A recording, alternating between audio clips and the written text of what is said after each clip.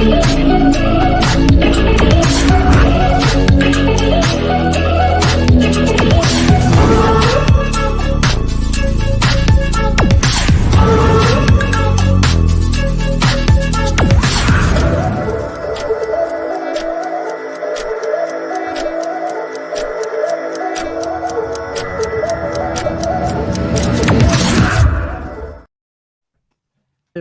and good evening and greetings, salutations, good morning, good afternoon, everybody. So today we have our live stream music night and we are joined by the sensational Lina and the Lions. So we have Lina, hi, and we've got Lee. And is Jacob anything? Yeah, Jacob from Sound Oshi. And we've got Michał from Sound Oshi and obviously myself, and we've got Ruth. So welcome to our little show, Lina. Hope you are well. It's been a long time since I've seen you. Good couple of years.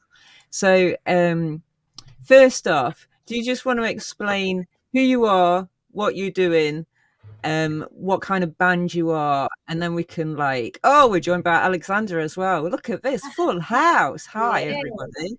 So if you just explain a little bit about you and your band, is that all right? Yeah, Sweet. of course. So I'm Lina and I am the lead singer and founder of a synth retrowave band called Lina and the Lions. We're from Sheffield. We're independent, and the original lineup is myself and Lee, who's a producer, co-songwriter, and also guitarist, and does all sorts on the tracks. And we're joined live by drummer Bradley Mitchell, and that's it really. We write songs about hope, love, growth, and try and bring a community together in that way. Now, you released an EP a little bit back, and I bought your EP, and I got this fabulous box, which was full of surprises, which I was not expecting at all.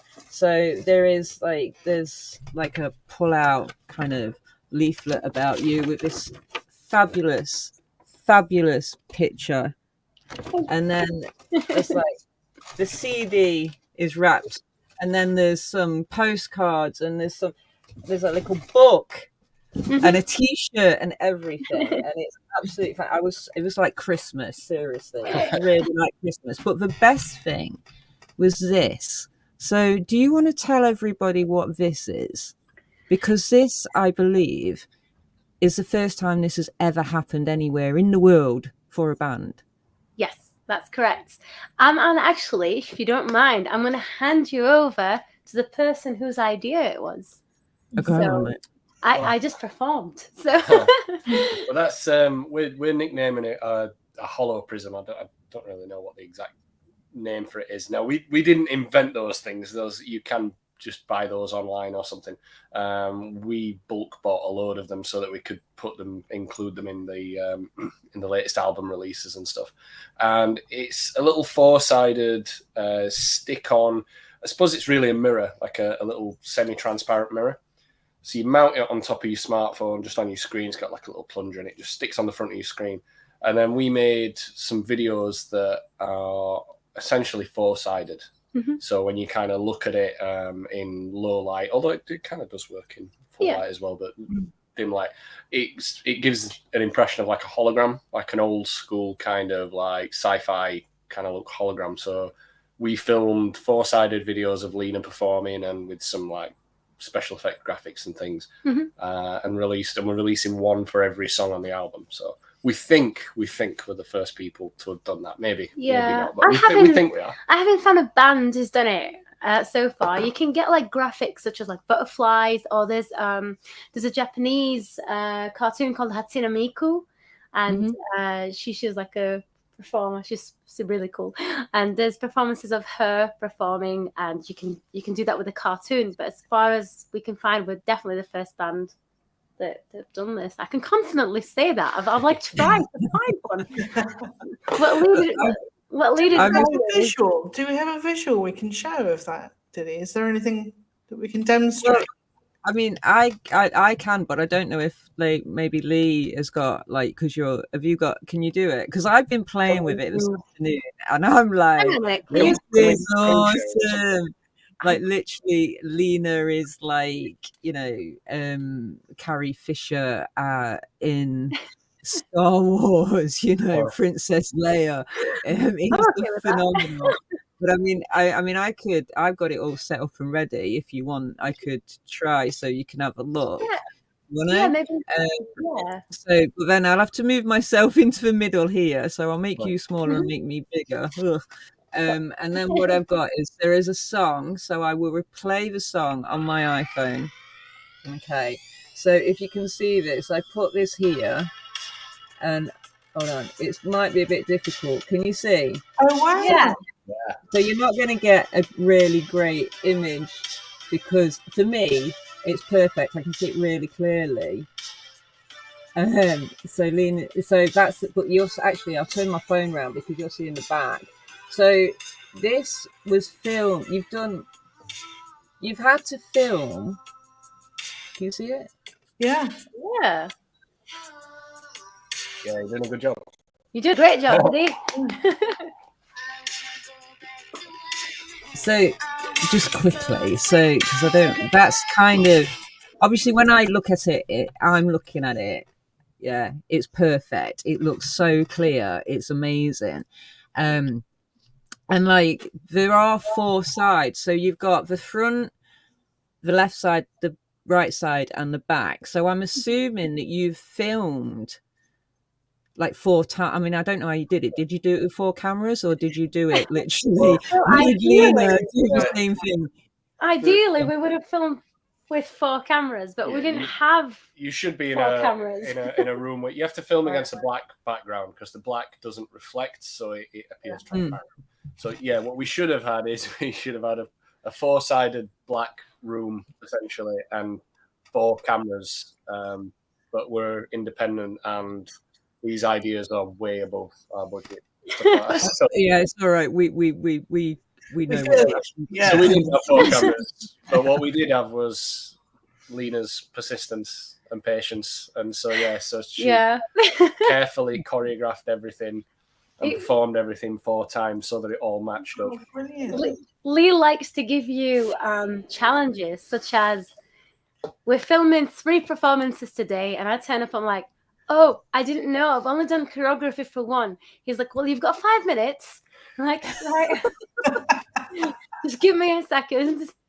And I spoke, we were on a podcast a few weeks ago, and I was telling Luke, who was the host, that the worst bit about it was all wonderful, other than Lee was like, wear heels because it'll look really cool. I was like, okay. So I'm dancing in these heels, doing every side of the hologram. And then when he finally edited the holograms, you can't see my feet. It's like the thing about being in the metaverse, all you can see are the head like down to the torso and you don't see any legs or anything. I completely get that. But that's interesting that, like, I mean, did it take all day to do one video? I mean, did it take longer? We did it was done in, we kind of had to do it in sections, so we didn't just do like one song. It was almost like scenes of a movie. So we'd do like all the kind of close-up shots and then all the kind of instrument shots and all this kind of stuff. So I think we scheduled about 3 days to do 11 songs. I think it ended up taking about 12 days, I think. So, oh, did it really? What, for one song or for No, for the whole thing. I think just 12 days of just shooting. Not bad at all. Now, do you want to tell people how we met? I want to let you take the lead. Go on. All right. So I can't remember when it was. It was a good number of years ago now. It's probably 2016 or 17. I can't remember. But it was fairly cold and it was in Manchester and it was at a church. And we were filming for a program called Gunpowder, which had Kit Harington, was it? Yeah. And we were wearing some very thin Hessian type clothes. We were getting executed, I think. We were being executed, playing Spanish heretics who were going to be executed in this church. And myself, I looked like a zombie, and I'm sure people have already seen this picture of me looking like a zombie. And Lina had some amazing makeup on her eye, where her eye had been gouged out. And yeah, and we were very cold that evening, but it looked phenomenal. The scene looked phenomenal, and there was some witches being burnt, and there was some stunt guys, and they set fire to everything, and they had to, literally be set alight while tied to a post that was being burnt. And then we were on this stage, and we were waiting to be hung with these big pointy hats on our heads. So yeah, and so I just remember it was really cold, but we sat and we spoke for ages in like the green room area. And I always remember you saying that you were a singer, and I was always like really like blown away because you've got such a lovely voice. And like I just thought, because you're from Israel originally, you say family's from Israel, and the fact that you're in Sheffield and I'm in Nottingham, just down the road, really, to be honest with you. So it's awesome that like still stay connected, but you're actually doing this in the way that you are at the moment, because I've seen you kind of grow. And like the quality that you do of your videos is so professional. And the album is absolutely spectacular. And I was really blown away, like I say, because there are not just like usually you get, I don't know, 10 tracks on an album. There's like 19 tracks on this album, and they're all really well produced. So hats off to you for doing that. But yeah, it was a great evening. It was just blooming cold, mate. Really cold. It was worth it. I remember I had such a bad headache because they had to tape down my eye. I was like, I got paid extra for this, so like, yeah, like good. I was like, I can't see where I'm going, but it was fun. And it's funny because the whole album, Second Nature, is kind of about growth, and it's about deciding what you want in life and going for it. And at the time, obviously, I was like, what is it exactly I want? What is it I want to do in my life? I love TV, I love acting, I love music, I love so many different things. Then I was like, I think during the COVID days when the lockdown hit, I was like, do you know what? This is all I want to do with my life. And obviously, Second Nature was kind of it was the answer to everything. It was like, this is what I want to do, and I'm going to do it. I'm going to dedicate my life to this fully now. No time for anything else, and this is it. And that's what it means. I think it means a lot to us in that way, because it was a direction. It was like a calling and a beam of light that directed us towards the right thing to do, our life's purpose kind of thing. Yeah, so that's cool. That I mean, like during lockdown, you got the time to actually kind of sit and bang out the songs and everything. So who's the lyricist? Who writes? Do you write between you? I'm laughing, and you'll know why in a second. I write everything. I actually write the lyrics, the music, the whole thing. Lee does a lot of the arranging, really. He's kind of more of the producer side of things. But every now and then, Lee contributes 3 to 6 words. Doesn't he get a writing credit? Exactly. Yeah, when it comes to, so who do I type in for the lyrics by, And then the thing is, when you go into certain websites and they put the credits like on, like DistroKid for distribution, Lee, by alphabetical order, appears before me. Oh, no. So I'm like, you wrote like 3 words on this album. Yeah, your writing credits are above mine. So yeah.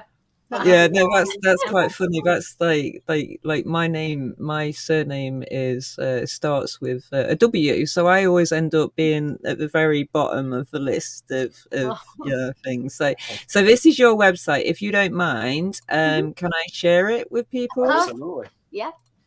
And I'll tell you what we're going to do first. That we hear it a bit. Can you see this picture? Oh so this was me on the night. I was trying to find, because I did take a picture of Lina, and I was trying to find the picture, but I couldn't find it, Lina. So I'm so sorry about that, because I would love. Got one. I think we have. Have you got it? Yeah. I'll just Okay, well, I'm going to show your website then, and if you can find that image, that'd be awesome. So this is, Diddy, I've got to just chip in there. You put that photo online once on Twitter, and I had about 3 people contacting me going, "Oh my God, Diddy looks like she's about to die. Is she okay?"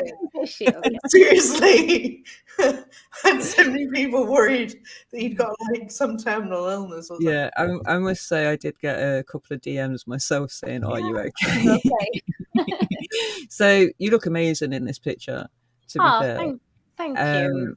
And because I do have a real soft spot for you, because I do know you, so we can go over, and we've got some news here, and we've got videos here which are on your YouTube channel. So are we all right?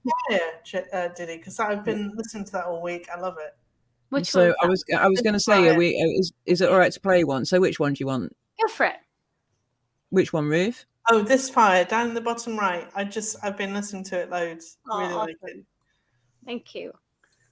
So, and I love the aesthetic, by the way. I love it. Love all the 80s.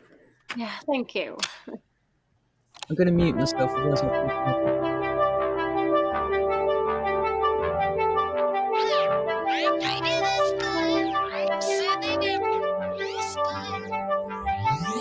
You say you wanna plant a tree and watch the branches grow. I wanna rocket through the skies in just one go. With every step I take, the mountain seems to grow. The thought of the other side makes me wanna go. Maybe this bird was meant to fly alone. Maybe this bird was meant to fly alone. Maybe this bird was meant to fly alone.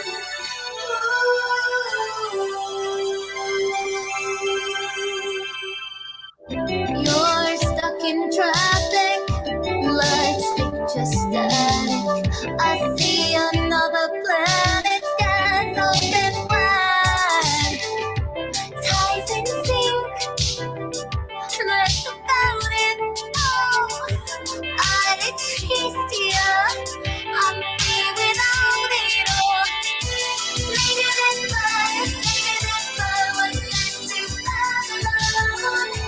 Maybe this bird was meant to fly alone.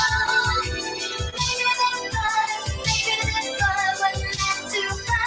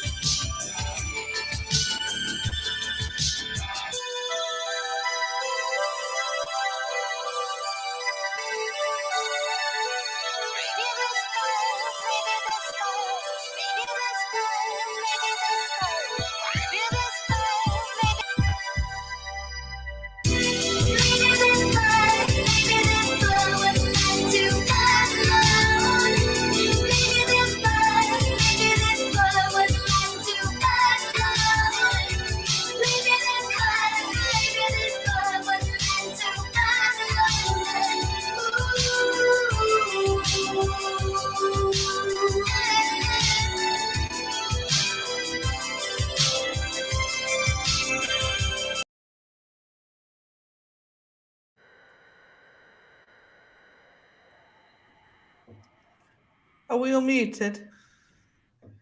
Oh no! See, that's sensational. It's really cool. Well done. Diddy and I are basically from the 80s, so for us it's not ironic. But it's like, I love the retro, and then, like I say, the videos are phenomenal, and that actually reminds me of Highlander. So well, we literally are like I don't want to say ripped it off, but we kind of did. So it's the end scene, the end scene when they're fighting with the swords. We love the movie so much because Queen's our favourite band, really. And Lee was like, do you know what? Because I said I want it to be like Flashdance-y, like a big real house. Flashdance vibes, Yeah, so and then Lee was like, yeah, but you're a bit more like funky. I was like, okay, well, what shall we do? And he was like, I've got an idea. You dance and we'll do like a Highlander type vibe. I was like, let's go for it. And we just did it, and it was we loved it. It felt on the day, it felt amazing, didn't it? Yeah. It's so appropriate as well, because Highlander is my favourite movie ever. Mine too. Finally re-edited it and released it, because I'm like the original, because I love Christopher Lambert. I think there's nothing wrong with that film at all. No, just mean they've remastered it, because watch it. It's horrible. The point I wanted to say is about Highlander is there can be only one, and there can be only one blockchain, right? Which is the BSV blockchain. So it's a very good way into actually talking about this. And Michał over here, if I've muted, I'm going to unmute, is the CEO and founder of Soundoshi. And Soundoshi is this phenomenal platform that they've been building, which is state-of-the-art music monetization. And so I'm going to pull you over here, Michał, and you can give us a bit of a intro into your little platform. Yes, hello everyone. Hello. Can you hear me clearly? Yeah. Okay. So Soundoshi, we share some similarities because we also started in COVID, and I think COVID was some trigger point for many of us. So we started building Soundoshi, and Soundoshi is basically the streaming infrastructure and music distribution infrastructure based on the fair play rules.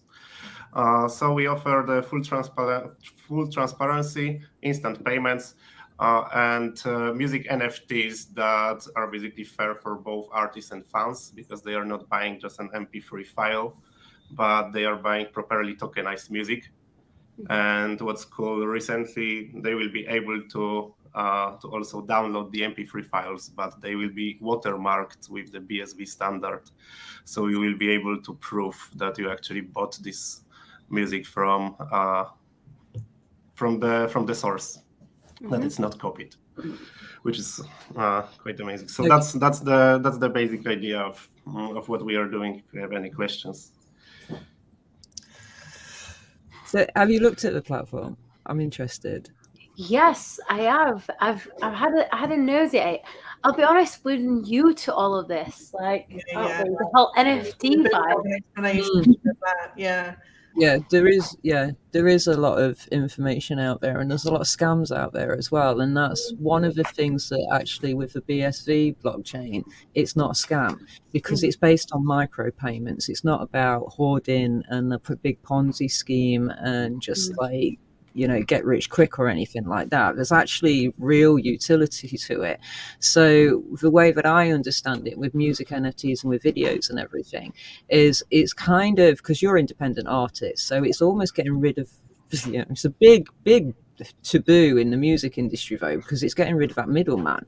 So you're getting peer-to-peer payments, so anybody that buys your music, you get that payment instantly into your BSV wallet, and you if it goes onto a secondary market, you can get royalties from it instantly.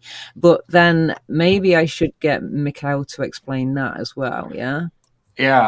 So monetary function of NFTs is just the tip of an iceberg. The cool part is the data layer. So imagine that you actually have the compact disc, but the one that is fully digital, but enabled by your fans, and it can be sold in pretty much any digital space. So you can open up with your music into gaming, into any digital shops. You can open up with your music for physical product distribution and retail sales. So you can improve retail sales of the brands, and you can get pretty nice commercial contracts on top of that, because they can put the QR codes on the bottle of Coca-Cola, for example, and you can start giving out basically your music as kind of a bit twisted loyalty program for these brands for every bottle they are buying. So you have plenty of opportunities, and all of them are happening in the transparent system where every transaction is recorded on the blockchain, and you have like real-time access to it. And on top of that, all of the money that you are earning is being is landing in your wallet pretty much instantly. So there is no middlemen, and there is no waiting for your out payments, and they are much better than the ones that digital music market offers you right now, for sure. Mm-hmm. That's great. Yeah, totally. Does it make sense? Yeah.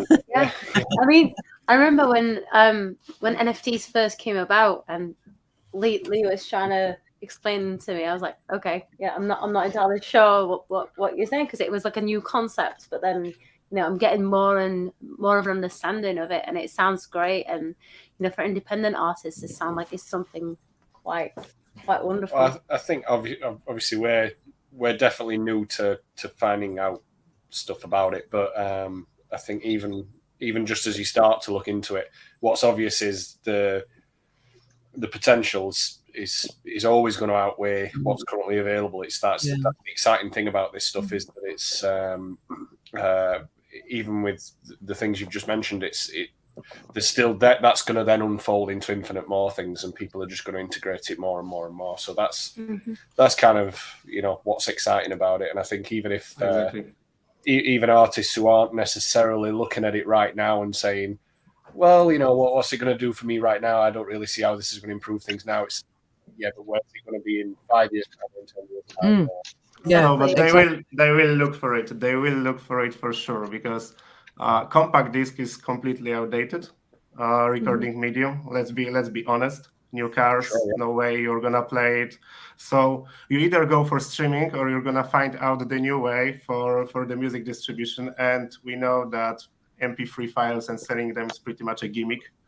And not many people want to participate in that. iTunes is pretty good example of that. They switched to Apple Music for a reason. But right now, for the first time, you can have the music file that is actually ownable by you, if you can imagine that. So you are buying this music, but you are able to actually resell it further. So it's like truly yours. It's not a gimmick. So you are actually buying something. It's an asset that can stay with you, or you can sell it like a collectible, like the compact discs many years later. And what is cool, you will get your royalty out of every secondary sale of this token. So I assume that all of the music industry is gonna switch towards NFTs, but no one have marketed them to music industry in a correct way yet, because this is the new music recording medium. It's for the music industry. It's simple as that. You are just producing your music into NFTs as you were doing into CDs, and it also brings people the value, because it unlocks the content, it unlocks the ability to listen for this music for free as long as they want, as long as they own it. So it brings enormous opportunities, and I think the even bigger ones are in the marketing, but it's something that is gonna take even a bit more time. But for sure, the marketing and the marketing opportunities in the NFT market, especially for music industry, are gonna be huge. And I bet that this industry is gonna 10x in the next 15 years. And it's gonna happen all because of the blockchain technology, because it's gonna revolutionize the way how you can monetize your content, your art, basically everything in real time. So I do have a question though, because you're retro, and you released your album on CD tape as well, cassette tape. You can get cassette tape. We've done one better than that. We've released it on floppy recently. On floppy disk. On a floppy disk. So I'm really intrigued. Floppy disk. Yeah, it's amazing. So has there been much uptake on the floppy disk and the? Because like that means I can get like my old kind of 90s PC out and actually play your. How did that come about? We had people we had fans sending us videos of they dug out floppy disk drives and things, and they were putting them in, and like it's more just from our point of view, we just sit there and just think, what can we do different? What can we do that's that's super cool. a little 3.5-inch floppies or 5 1/4 inch? 3.5. 3.5. Because you won't go that far back, right? I mean, that would be ridiculous. Yeah, I mean, because our EP was kind of a synth wave remix. When we compressed the audio down to actually fit on a floppy disk, it sounded like a video game, so it was kind of cool. Like a chip tune or something. Yeah. But I mean, we do we do kind of lean into the kind of retro merch a little bit, but well, a lot, I suppose we do. I mean, we did a VHS release as well for a live. And we include with that there was also a cassette and like an actual audio cassette and some Polaroids. So kind of, I suppose, completely the other way to such as digital, in that it was all physical. But I know that it's becoming. I think there's always going to be a place for physical merchandise and physical media, but it seems to be it's occupying a different place in people's minds, I think, to what it used to be. I mean, we remember a time when, I can remember a time when I bought a CD. It was I was after the audio. It wasn't and you bought it because that was the only way to get the audio, unless you sit there and listen to it on the radio or whatever. Now it's not like that. Now, if you're going to put a CD out now, you have to make sure there's nice artwork with it. There's nice booklet in there. Or there's something really gimmicky, like it's a VHS or something like that. I mean, when we put the floppy disks out, I think people played them and people, dug out the disc drives just for fun, and that's all cool. But I don't think we never thought that's why people are buying them. They're not buying them. I want to listen to this song, so I better get it on floppy. It's a collector's item. And it's just something that'll sit on a shelf and is cool, and they can tell people, and that's great. I think for independent artists, that stuff can always be good, and I'm sure there's going to be consumers out there who hope that never goes away and hope that never gets replaced. And I think for independent artists, it doesn't necessarily have to get replaced by such as NFTs. It can be something that either accompanies it or can just be for, you get different things for different people. The thing that blows us away the most is that we get people buying the digital download of our album, and that blows me away. Whenever we get these Shopify alerts that people have bought a vinyl, I think, well, that makes sense. People have vinyl players. People like to play vinyls. Whenever we get a digital album sale, that's the kind of one that we go, wow, somebody's just bought the music. They don't get anything with that. All they get is an email with, and here's your download link. And as an artist, obviously, that's very reassuring that still holds value to some people. And I mean, we don't have the album on streaming services either, which was a choice we made. I mean, without going off onto a completely other tangent, that's because, in our opinion, streaming services have replaced, and this could be argued massively, but we believe streaming services haven't replaced music sales. We believe they've replaced radio. And in that sense, if you've got a single out, or you've got your hits or your popular songs, or at least your lead songs that you'd like to be popular, they would circulate on the radio back in the day. People would have, and then if it was a big enough hit, it'd continue getting circled on the radio as a classic. I think, and if you all of a sudden just took that song from the radio, then you're going to really hinder your reach to people.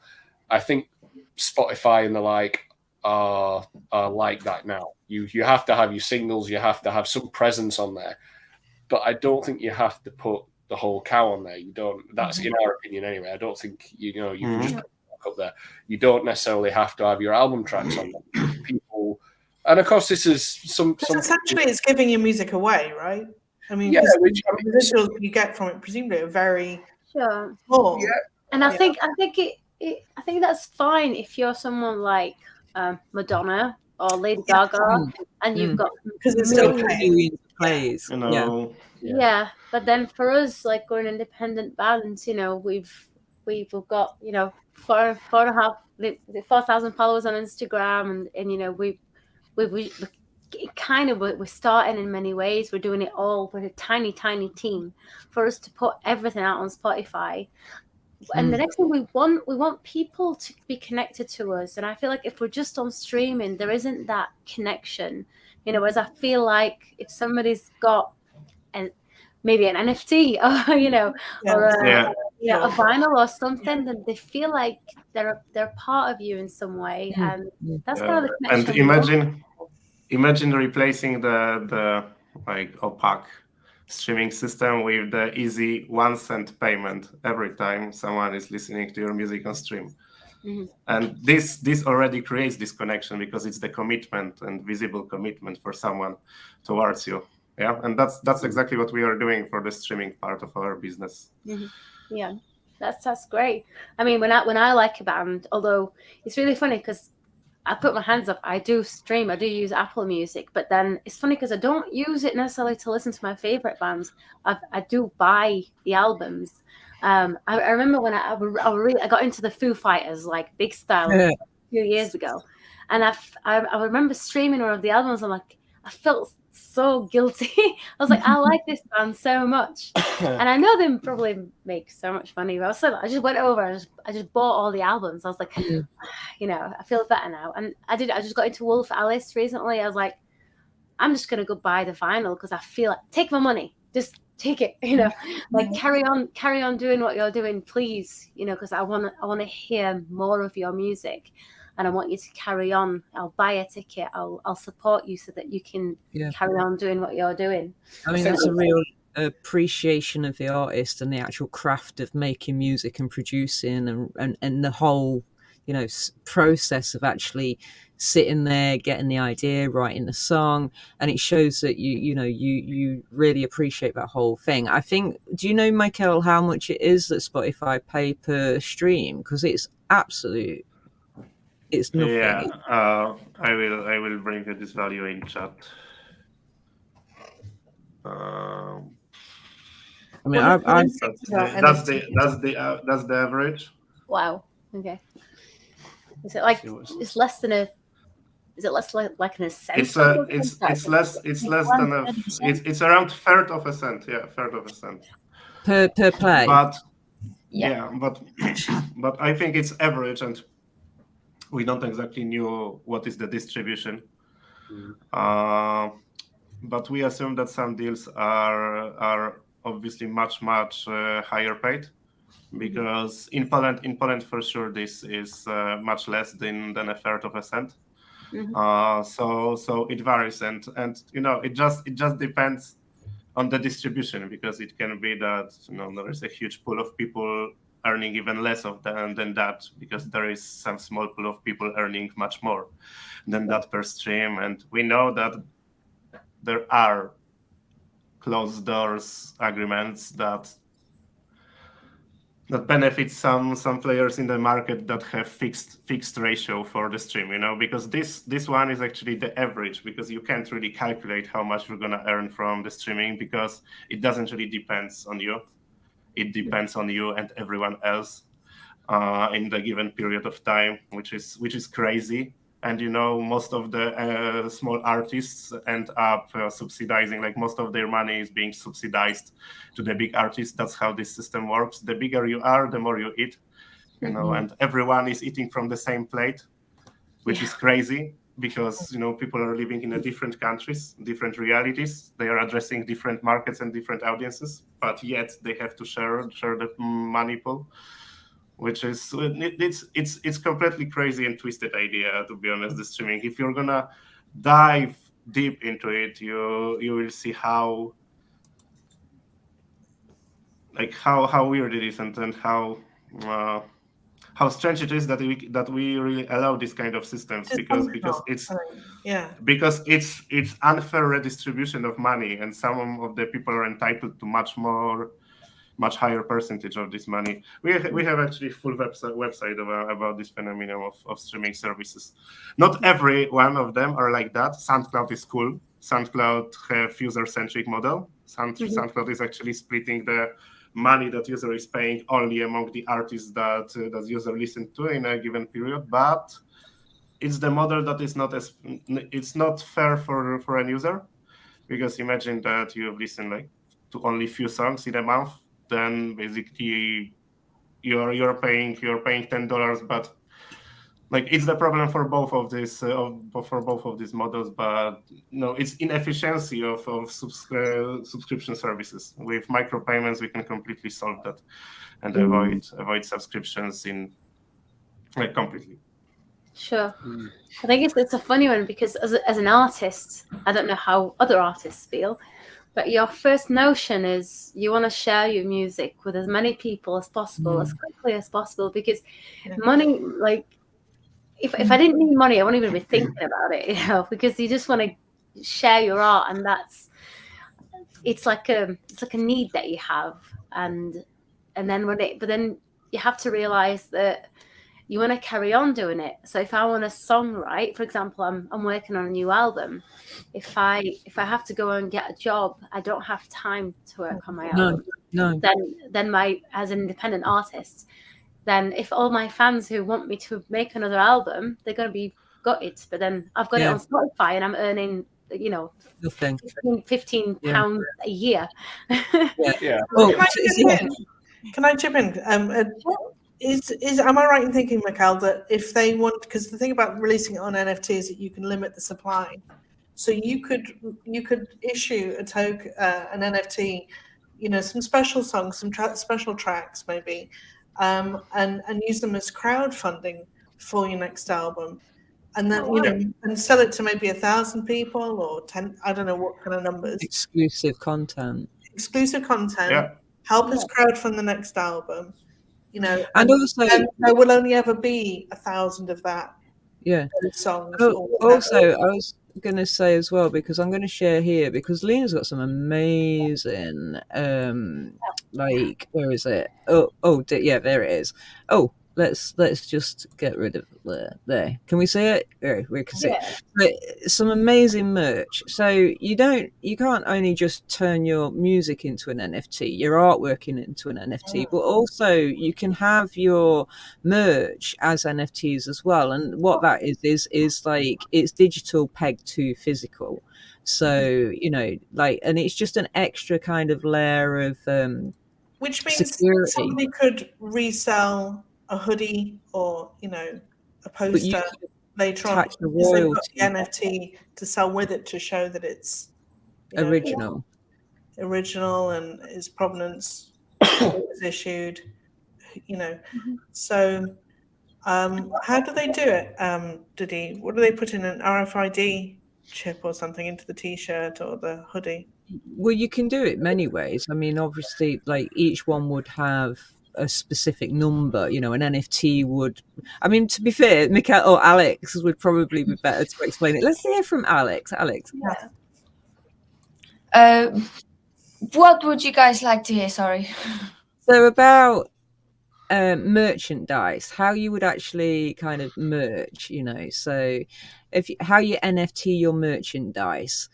So what's the best way to do it? Is it with a near field like indicator, or would you have a QR code or an individual? I would say the QR code is going to be the most efficient way, because you can literally link everything to it. Whenever you can link a referral code to it, you can add a QR code that's going to allow you to pick up the merch in store, in the retail, in the restaurant, whatever you actually want. So the QR code, I would say, is going to be the most. So actually, the label on the back of a t-shirt could have a QR code on it, and that QR code would link to the NFT, so that then that is the original piece of merch that goes with that NFT, which has got like a legal contract tied to it. And then you could have you can take it even further. You don't really need to have a small tag. on the back on your t-shirt, you can actually put it on the front or in the back, whatever you want. So you're literally gonna be a walking, exactly. You can be a walking advertisement of your own brand, of your own band, whatever, and actually for whatever you're standing for. So definitely. On your t-shirt, you could have your QR code for your NFT printed on your t-shirt, so people could scan your t-shirt and then just go straight to your merch store and then just buy straight from your like the scan on your t. So you could be performing on stage, Lina. Oops, I've just yeah. So you could be performing on stage, and you could have, like, I don't know, a dress that's got a big QR code on it, and people watching you could just scan your QR code and go straight to your merch store and just buy straight from your merch store. And then on your secondary market, if the fans do want to sell that secondary merch, you can actually put a royalty attached to that secondary merch, that secondary sale as well. Cool. So that you're always kind of tied to that particular item. Have I got that right? Yeah, and the thing is, what's most interesting is we were talking about how important it is for the artist to share the music with the people all around the world, and you are actually creating and making music to share it with others. And in the system with the QR codes and blockchains in general opens so much new possibilities to actually get closer to your community, to get closer to your fans, to actually show them that you care about them without the third validation party. So it's literally between you and them, which opens so many new possibilities for artists to reach out to their communities and send the message that they want to convey. That it's mind-blowing. And to be honest, I think we, as Michał said, we are on the very tip of the iceberg. We actually still are in the process of verifying what is the potential of those new means of reaching out to your community. So we're really just at the beginning of this journey. Mm-hmm. It's all so interesting. It sounds great, because something we love is we love making sure that our fans and our consumers have got a great value from what we do, not just in the music. If they are to buy a piece of merch or the album or the music, we want them to feel like they've got something, special and of value, which is why you've got a box of goodies with It was amazing. It was like Christmas. It was great. I was like, wow.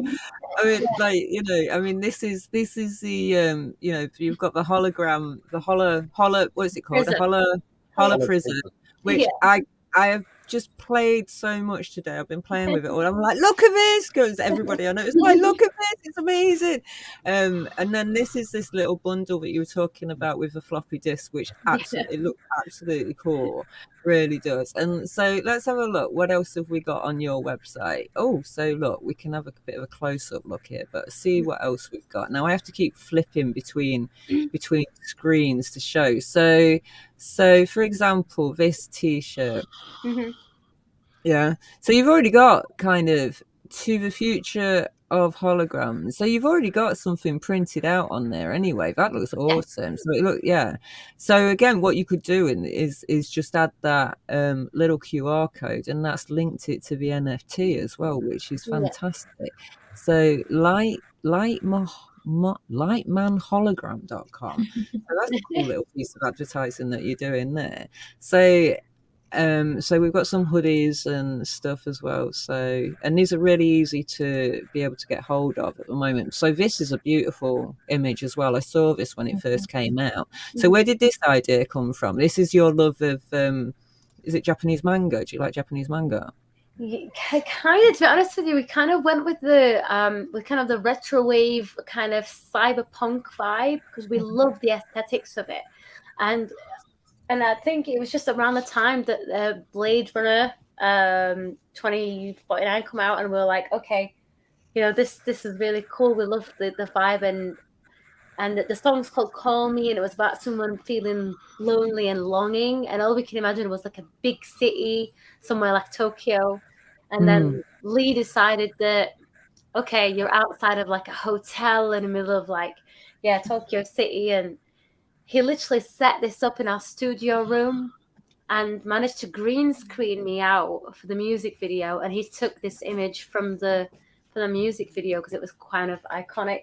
That was during lockdown. During lockdown, With the first two videos we did for the album, one you've already shown, which was This Fire and Space. They were done by a company called Cosmic Joke, who are based in Manchester, who are amazing. And then when we hit lockdown and what have you, obviously no one could go anywhere or see anybody and do anything. So we definitely couldn't work with them, unfortunately. So we had to do, but we wanted to stick to schedule and release our other two singles. So we kind of had to see if we could make a music video without leaving the house. And, we kind of managed it. Kind of got away with it, I think. So for you, it was a real creative process then, actually. During lockdown. Now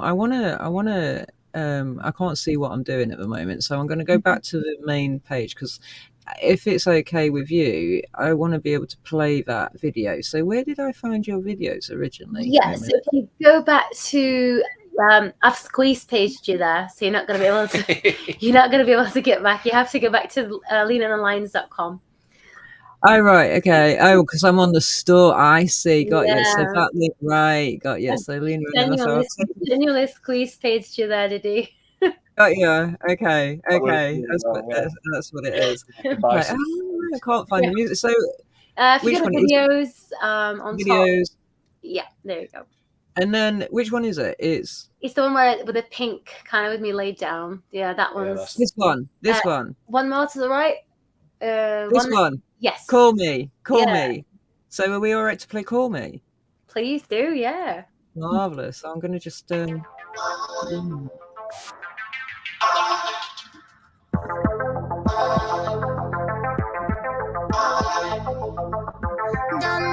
what's real anymore. Can't stop pacing this endless floor. Thoughts of you rushing through my head. In conversations we never said. I'll wait for you to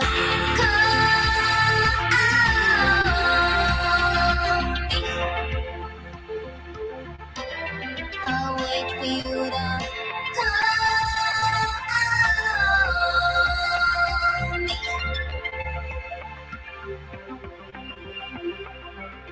the step where I'm sitting, I'm turning to stone, and the look outside, it's dawn. Why won't you call me?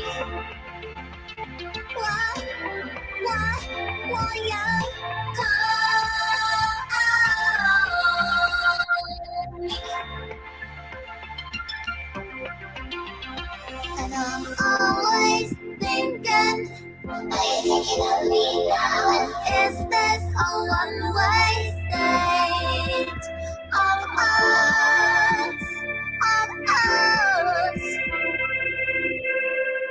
All you gotta do is give me a call. All you gotta do is give me a call.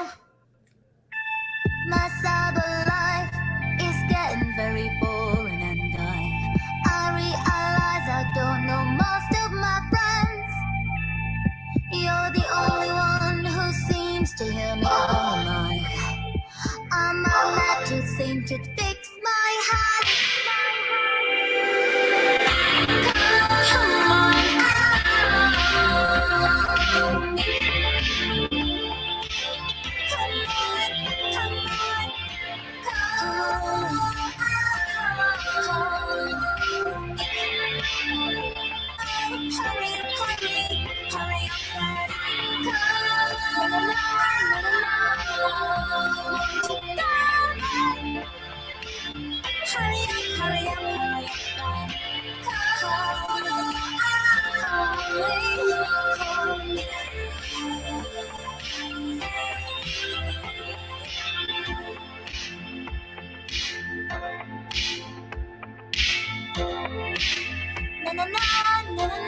no.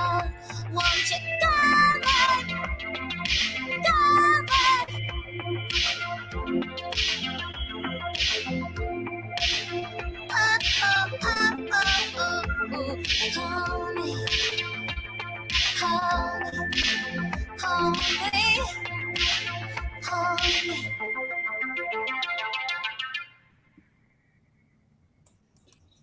You're a phenomenal producer, Lee. Yeah, I was going to say the creativity there is insane. I mean, it's a lot of. It's very highly produced, all of it, isn't it? From the sound to the videos to the merch to everything. It's incredible.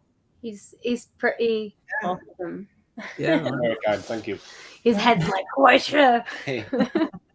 I remember he had the idea of the scene in the bath, and I've got a shower. I was like, what are we going to do? He's like, my mum's got a bath. I'm like, to your mum, we need to use her bathtub. And I remember Lee's like, you need to lay down and hold your breath. And I was trying to not let the water go up my nose, but because you're leaning backwards like that, it's like waterboarding. It was absolute torture. Yeah, I can imagine that. Yeah, my gosh. I was like whinging about it because it was awful. And when Lee's mum watched the video entirely, bless her, she thought I was actually holding my breath throughout the whole video, which in fact it was like 4 seconds. And then genuinely got a message of her that night when the video debuted. Like, how did she hold her breath for that long? Like 3 seconds, 4 seconds. Well, that's the magic of film, isn't it? Really, you know. I mean, when you're into special effects and you know what you're doing in your green screen, you can, you know that. I mean, you can make anything happen, and that's why. You know, I mean, you know, I edit, but I'm nowhere on your level at all. But I understand green screening and stuff, and it is magical, absolutely magical. And the same again, you know, just the fact with its hologram, you know, like you show that to a 7-year-old, they're like, wow. This is amazing. You know, how do you do that? How do you make that happen? So it is like, you know, the same with TV when we were doing that scene that we did in the church. You know, when you watched it back, you know, it's like, well, it didn't look like that when we were filming it. Yeah, exactly. You know, you got your imagination, I suppose. I mean, it's funny you mentioned the 7-year-old. I think when me and Lee sit down and think of ideas, I think we genuinely go back to 7-year-old us and think, what would 7-year-old me lose their mind over? And I think we always start with, genuinely, we start with a kiddie us and what we'd enjoy as kids, because I do feel like we all have that a little bit. We all have that kind of hunger and creativity and imagination of a child. And definitely play. State of flow. So what are you working on? Like, the album is available. It's linaandthelions.com. Amazing merch on there. We've got floppy disks, we've got cassettes, we've got vinyl, CD, digital download. Hopefully in the future we'll be NFT in as well. Yeah. You know, so there's a lot of stuff on there. Are you going to be doing, because I know that you played HMV as well. You did a live HMV. So are you doing any gigs anywhere, and where are you going to be? And is that information available as well? It is. I'll let you take that one. There's the HMV thing was just a little bit of a unusual one-off. That was just we just store managers kind of just spoke to us, and we just went in there and did one kind of special thing. We got a lot of footage from that we're going to be releasing online, which is nice. We kind of recorded a lot of it, so that was kind of cool. There's no shows scheduled just yet. We are focusing more on. We've got a lot more stuff we're going to be putting out online, kind of and then it might be too early to say, but we are going to be recording another album. Sweet. Very soon as well. So it's Lina and the Lions on YouTube, which you can link through from your linaandthelions.com, and you're also on Twitter as Lina and the Lions. Yes. On Twitter. You're also on Instagram as Lina and the Lions on Instagram, so you can follow there. What about any other platforms that you're on? TikTok. Yeah, we're on TikTok. We just recently, not very recently, but we've recently started posting some stuff on TikTok. We're kind of we like stayed away from it at first, and I'm like, okay, let's be there, because some of our fans are there, and let's be there for them, kind of thing. Where else are we? Facebook. Yeah, Facebook. Awesome. Yeah, we're on SoundCloud as well. I think we're kind of we tried, again, as independent artists. It's, you know, dedicating all your time to everywhere is kind of difficult, but we're trying our best to meet everybody where they're at. You know, their favorite platform. We're trying to meet them there. So yeah. So we're interviewing In fact, actually, we're interviewing a gentleman who's based in Nigeria in a couple of days, and he's got Boomi, and he's got a platform called Vose, and that's actually it's an end-to-end music production collaboration tool. So it's allowing you to do like the whole of the process of actually, collaborating and producing and everything, but making it all easier, because like you say, there's like, you've got to do this and this and like you WhatsApp people and you WeTransfer and you Google Drive and all of this lot, but he's putting that all into one program, and that's kind of interesting. BSV blockchain based as well, same as what SoundOshi is BSV blockchain based, but it's not the production side, it's the actual selling and the kind of merch and everything side. So there's some amazing things that are actually happening technologically wise to actually for yourselves, like you say, with independent artists, that can propel and just give you a different audience and actually give you more control over that whole process of actually making the music, and not spending all your time uploading to all these like hundreds of different sites and stuff, which does take a lot of time, and it takes you, like you say, it takes you away from that creative process that you really want to be doing. So anybody else got any questions? Because I could talk for hours. If I do it. We like hearing you talk. It's okay. I just think it's a really good fit, for you guys, because you're all over the place. You're like doing really unique, unusual methods of distribution. So I think this is kind of really up your street, actually. I think it's exciting for us. I think it's inevitable that we're going to have to go into something like this, because the physical merch and novelty things kind of that we've done so far, they're a lot of fun.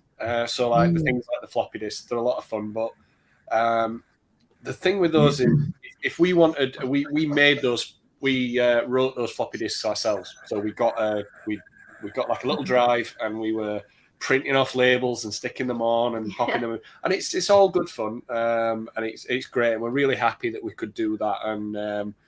And I'm sure, the thing is, but hopefully there'll come a day when we can't do that, because we'll hopefully have expanded to a point where we're needing to keep our fans happy, but that means we can't just be spending our time just making floppy disks. We're not at that stage yet, so we're enjoying the making VHSs and doing all these like cool little things.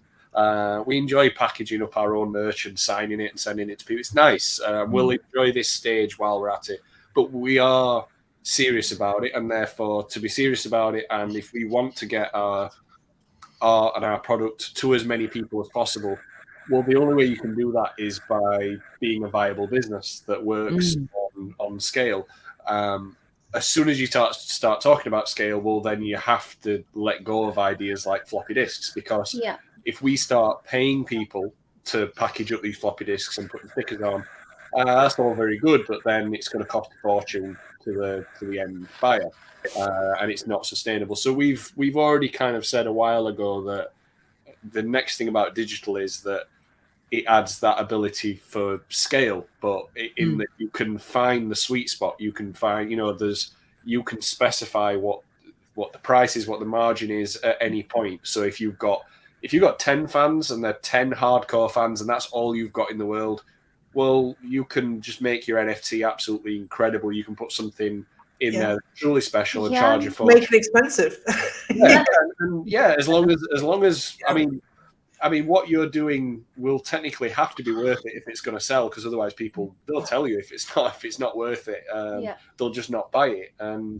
But then if you end up with 100,000 super fans, then you can maybe charge $1 for it, and that's fine. And everywhere in between. And I think the other thing that's really exciting for us that we hear about the NFTs is it's the secondary market, the secondary sales. Because that's really interesting. There was a while before we started doing this, before we started selling the album, I always remember watching, it was some documentary, and they'd got Gene Simmons on there, Kiss. And he was I don't know if you've ever seen this, but he's got a room in his house, in his mansion, where he's got a Kiss room. So basically, I'm sure he has, yeah. And yeah, I suppose they're technically all Kiss rooms, aren't they? But he's got this room, and he's really proud of that. He owns one of everything that Kiss ever released. Oh, yeah. And now that is a lot of stuff. From the very beginning. Yeah, you're talking everything from fridge magnets to toys to to everything you can think of, and it's just this room's just chock-a-block with stuff. Well, that's right. You can keep the #1 NFT of everything you release. You know? Yeah. Exactly. Yeah. Well, I suppose the thing is with a secondary sale, you almost don't even need to, because you may as well release it out. I mean, we don't have a Lina and Lions room, but we do have a Lina and Lions drawer. Whereas where don't worry, it could be I can point to it it's the bottom drawer on one side of our room, and we've got everything we've ever released. I get a copy of it, and it goes in that drawer. And the way I think of it is, I think, well, one day we might be big enough that we auction, or even if we're just semi-big or whatever, we might auction that off for charity one day and raise some nice money because we had this thing.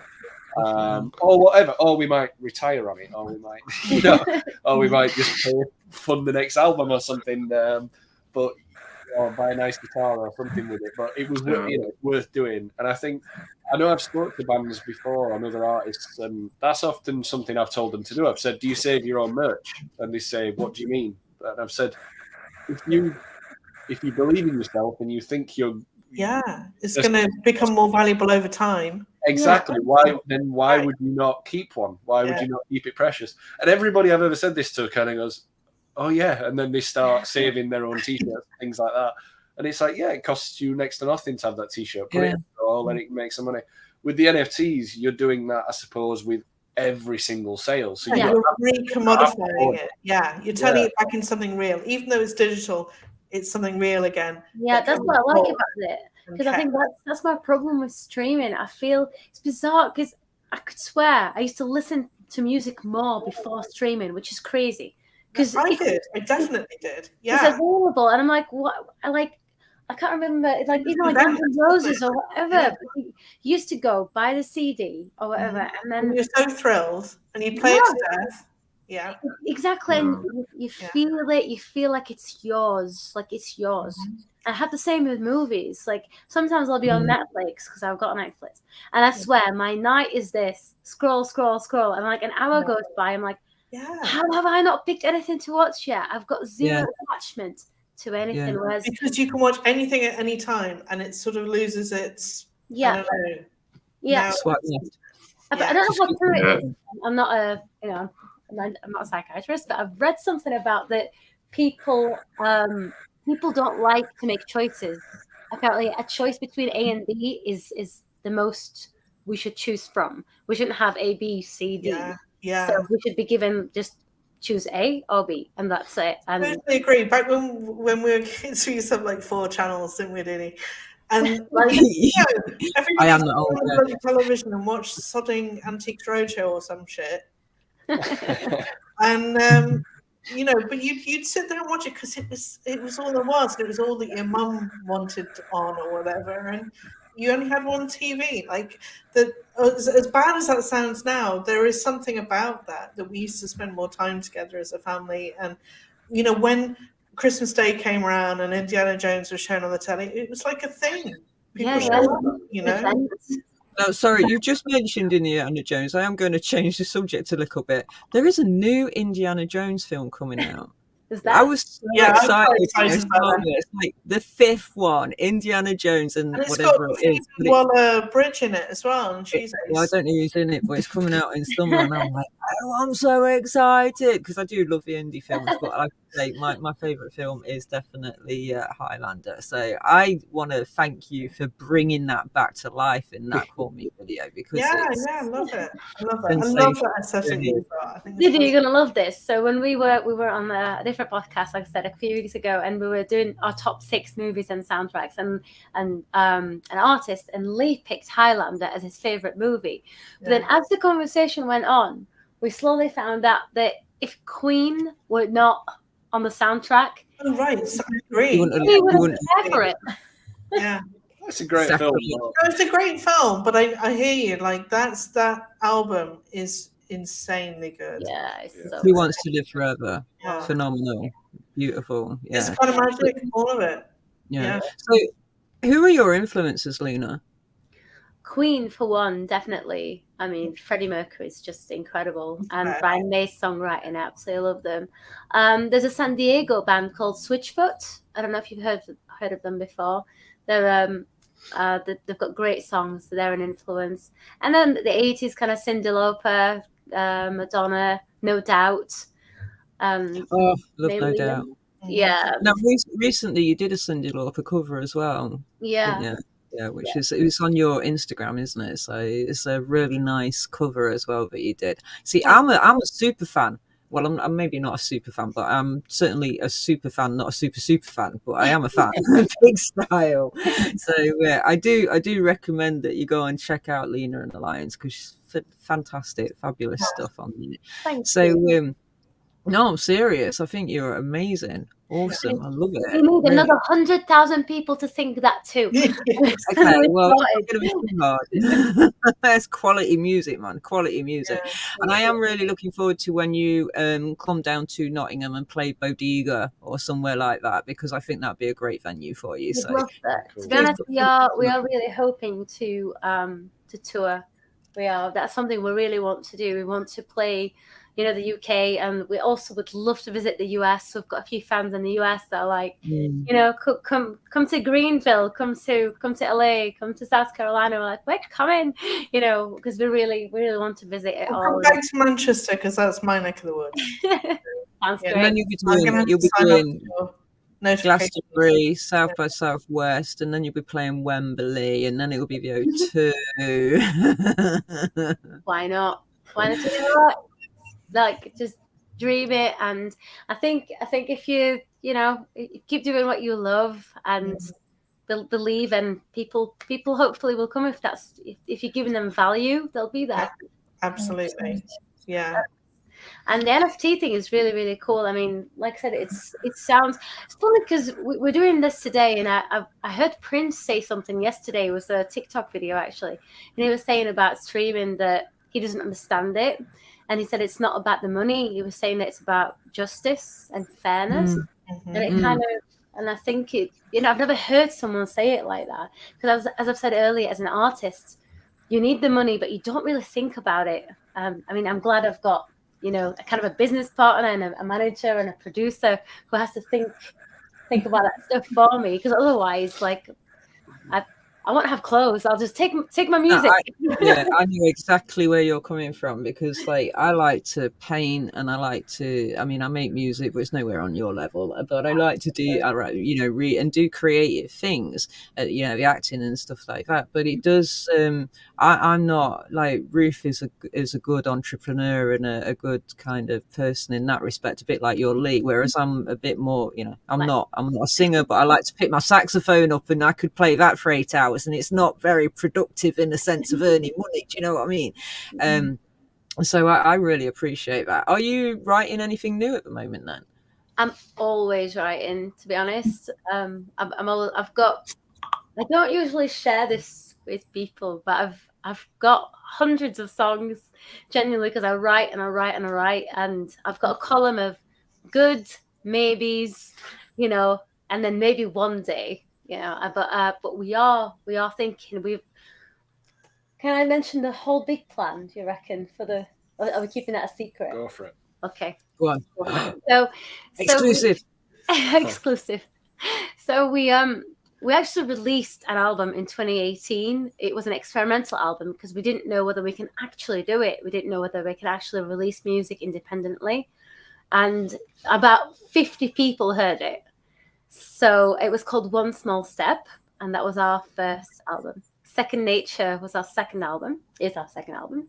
And we've got 3, 4, 5, 6, 7, 8, 9, 10 written. Wow. Yeah, we keep shuffling the songs because I keep writing new stuff. But one's called Of a Third Kind, for the sake of it. And so we've got a lot of kind of names for them, and they're ready to go. It's just, as we've explained, as an independent band, we've got to find the balance between writing the music and being an entrepreneur and doing the business side of it as well. Yeah. I mean, that's 10 years worth of stuff, one album a year then. And then by that time, you've probably written another 20. Yeah, that was kind of the That's where you'll be, yeah. So, I mean, the other thing I don't know if you know or not, but there's a lot of talk about IEEE and IPv6. So the internet at the moment works on IPv4, which I won't go into too many details, but literally you've got 9 numbers. So there's so many IP addresses, and we've run out of numbers for IP addresses. So IPv6 is the new kind of step forward, and that's like, what was it, 38 zeros. So you would get, I don't know, like more IP addresses than there are grains of sand on the planet. Okay, so that's quite a lot of IP addresses. But this is also why BSV is the BSV blockchain is perfect for this, because it will allow micropayments and nano transactions. So instead of you going and using your credit card and you being charged, I don't know, as a retailer 20 pence on every transaction, you'll be charged 0.00001 of a pence on every transaction with the But also it could be like the plumbing for the new internet, which is like the MetaNet. So at the moment, what they did was they couldn't figure out how to monetize the internet. So this is why you got Facebook and people like this, these social media platforms that have this really aggressive advertising, because this is the only way that they could figure out how to do it. And this is why, again, with BSV blockchain, it's the only one that scales and can cope with the IPv6 and all of these trillions and trillions and quadrillions of addresses and stuff that will be allowed to be happening. And that is a great thing, because it's the plumbing for the new internet to allow for payments over the internet without using these intermediaries like MasterCard and Visa and places like that. So, this is also why the NFT thing is also, a really great kind of invention to come up. Because it's turning, it's technical. That's back into commodities, so it's allowing you to transmit them over the internet, but also be a real thing that passes from one person to another. And when I give it to you, I don't have it anymore. It's, you know what I mean? It's making the world real again. Yeah, no fraud, no bootlegging, no all of that kind of stuff. So yeah, that's my boring technical speak. Tech babble. I think what's interesting about this stuff as well is that I think there's I think there's not been a lot of and I don't mean this in a bad way. I actually mean this in a good way. There's not been a lot of over convincing talk yet from any areas that I've seen of exactly what the NFTs will be. But I know that might sound negative, but I actually mean it. It's a fair point. It's very fair thus far. Yeah. Whereas, like in the physical, in terms of physical merch, it's obvious. It's obvious what people like. They like T-shirts. They like brands. They like trainers. They like but then what that means is it just means big companies who aren't very creative but are very good at business and are very good at what they do and provide a lot of people with jobs and security and things like that. So I'm not going to sound like I'm knocking big business. And I'll be honest, I'm not even necessarily going to knock Spotify and the big labels and things like that. I mean, they've got a great business model and I'm sure it works for them and I'm sure everyone's doing really well. But then when you're an independent artist or when you're just a smaller artist on a smaller label or whatnot, there's your thin slice of that very big pie is nothing, and it doesn't work out well. And I think what's interesting is that whatever that space is that's going to get filled in NFTs, the big companies are not going to be the ones to do it because they never are. Just in the same way that they're never the ones who write the big songs. They're never the ones who create the timeless artists and things like that. Because for all the things that they do really, really well, and they do a lot of things really, really well, we all have big artists that we like. Prince was signed to a major label. Queen was signed to a major label.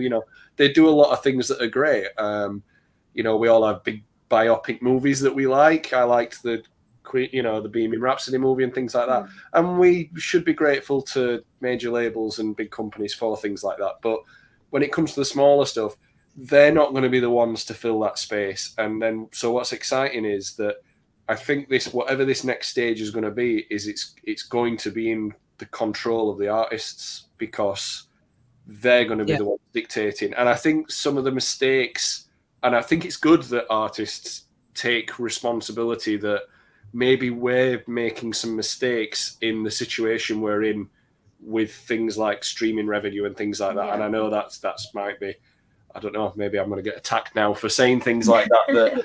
But if you knowingly put your music up on Spotify, knowing what or at least without even Googling what the payout is, and then you get 1 million streams, and then you're surprised when you get practically no money in. Well, it's there. They're not hiding it.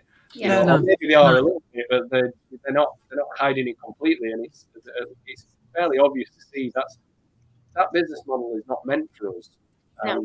So I think with things like NFTs, there's an open model there that people can use and artists can use to morph it in whatever the way they want. I mean, YouTube, had a similar thing. It was, obviously it's not similar in many ways, but it became a platform that was almost, it just didn't work for the big companies. And any big YouTube themselves, when they tried to do their own content in terms of like Cobra Kai, which is obviously a success now, but it failed massively when they tried to do their own content. But when they just let artists do their thing, it's YouTube's, which is the biggest thing in the world. And I think there's this. I see this going in a similar vein. Don't know how or in what form, but we'll get just there. to add what you're saying, because I fully agree with everything you're saying, and I think that the general issue is that there is a misaligned incentives. So the larger companies simply can push their direction. Hence, we've got the misaligned incentives. But with the blockchain technology and the micropayments, especially, you can even it out and bring back the fairness to and regulate the market in a different way. So I fully agree with everything that you are saying, and I also agree that we are still to understand what is the best way to use the NFTs, and where their utility is going to shine the most. But definitely realigning the incentives is the foundation. Realign incentives, or maybe fair incentives, or a fair incentive system is the foundation that the NFTs and the BSV blockchain is going to actually allow us to implement. So it's actually super interesting and exciting. They really, NFTs really power communities, community building. I think that's one of the real things. Because with the NFTs the art NFTs that have sold really well, it's partly been because they built a community around the artwork. And I mean, all right, so maybe that was a bit overblown, frankly, all of that. But the point was that it enabled them to basically get all of their fans, to buy into a project, and treat it like a true commodity that it is, that can be resold, and people, like you say, can believe in you, believe in the band, and believe that your merch and your songs are going to be more valuable over time, especially if they're limited in quantity or whatever. So it's really empowering, I think, to all the kind of positive aspects of small independent bands, where they're building a community from the ground up, and this sort of enables them to do that in a way that they can financially benefit from. That's fairly simple. It's interesting you're saying about YouTube as well, because with YouTube, you've got to get like 1,000 followers and 4,000 watch hours before you can monetize on YouTube. But if you do a video as an NFT, you can monetize that straight away as well. And you can do that with nano payments. The first sale. Yeah. So you could charge per second, you know, so even if they only watch 20 seconds of your video, like on TikTok, you know what I mean, a short 20-second video, you could still actually monetize every single second of that with nano or micro payments. And if you've got something on TikTok that it goes viral and it's a 20-second video, then that's wonderful. Half 500,000 hits on a 20-second video, you're charging, I don't know, like the Spotify for streaming, but for per second, then you are going to get some kind of revenue back on that, you know, because people will kind of pay that, you know, like those little split micro payments and things. What do you think, Michael? Am I explaining that right? Michał, sorry, I always say it wrong. Yes. Yeah. I think you explained it pretty much correct. You know, you can just split any payment from any user directly, you know, to your wallet. Yeah, that's the sense you're talking about. Yes, you can do it in one transaction, one input, many outputs, and you can include all the creators at the same time. If we are talking about streaming, you have few different monetization strategies. You can charge per stream, like we are doing, 1 cent per stream, but you can go for the continuous model where you open the payment channel per each song and then you charge per every second, for example. Mm-hmm. So the payment channel works basically as the big like negotiation pool. So you're just exchanging the data with the guy that you're supposed to send money in a second, and at the finalization of these transactions, you agreed to send the money to him, and the amount of money you agreed through the automatic process is being sent. So that's another strategy, and of course NFTs are the third one. So blockchain is to bring the choices, because right now we are talking about freeze, but I think in the big picture we're gonna like lower that to only 2 options, so people will be able to either choose per streams directly or buy music to their wallets and listen to this music anytime they want because they own it. Yeah. So I'm very aware of the fact that it's 1 hour 30 nearly. We're going to for 1 hour and 26 minutes. So can we close out with another song? And if so, which one can we close out with? What do you reckon? I'll let you choose if you want. There's Physical Space and there's About Us. Physical Space. If you wanted to use the videos, there's one. I'll tell you a little bit about them very quickly, and I'll let you choose. The About Us music video we filmed in Lee's dad's garage. We made the video ourselves, and during lockdown again. And the Physical Space is one of our favorite songs, and the music video is done by the awesome Manchester-based Cosmic Joke. So I'll let you guys choose. Oh my gosh. So do we go for the garage or do we go for the Cosmic Joke? Oh, difficult. So I'll tell you what, I'm going to share the screen. Okay. I said the garage one, but it's up to you. Well, Alex, what do you reckon? Garage or Cosmic? So I would go for the Cosmic one. Okay. Oh, Vote for Cosmic. Yeah, okay, so we're either going for the top left or the bottom left. So okay, so I want to go for the garage. Alex wants to go for the garage. Ruth wants to go for Physical Space. Michał, what do you want to do? Unmute. I have no preference. Sorry, I wasn't really focused. So I think we should go for the garage. Okay, so I'm going to play this. I'm going to play this track. Thank you so much for your time, both of you. Yeah, if you thank you so much. Thank you so much, guys. Yeah. So I'm going to play this. I'll play our outro, and if you want to stick around, guys, please do so, and then we can hook you up with Michał and Alex as well, and they can, you know, if you need to. So let me find it, and thank you so much. You've been amazing, absolutely amazing. So here we go.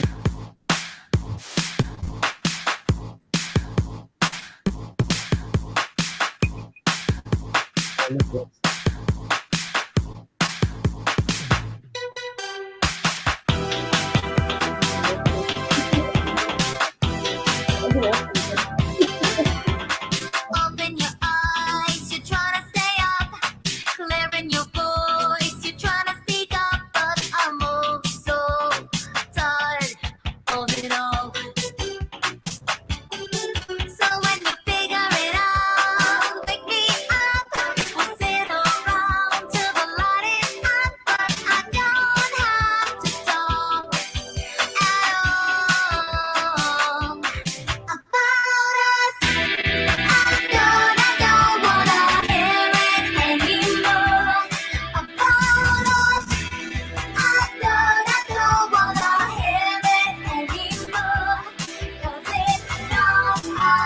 louder, baby, more.